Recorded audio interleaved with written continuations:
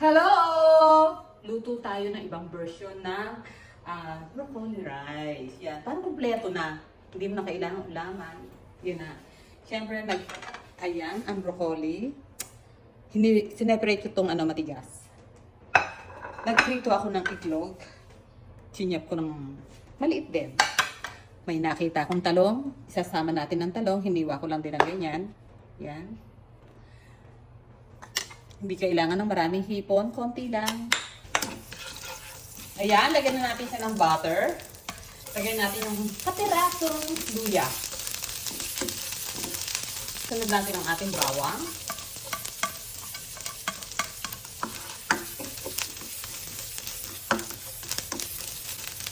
At isunod natin ang ating hipon.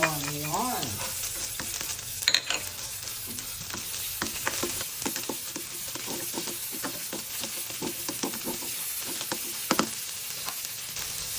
Ilagay natin ang talong. Huwag natin ilagay yung sabaw, ha? Yan.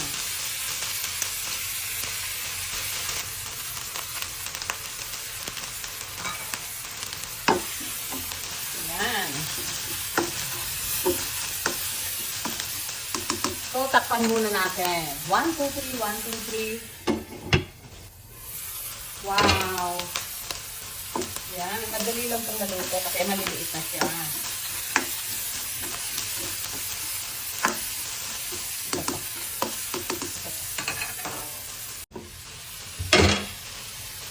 Yes!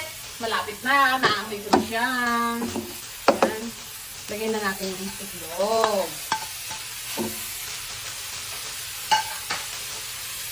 Hinuli natin yung sibuyas. At saka yung bell pepper. Yan na. Yan na siya.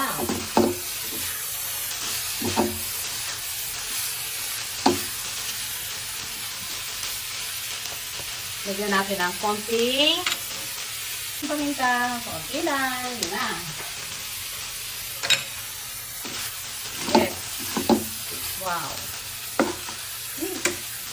Dahil na. Yan. Isang menu na naman ng low carb. Try nyo to. Yes. Tikman natin.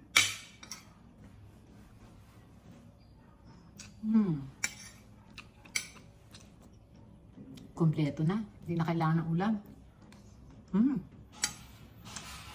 Sarap.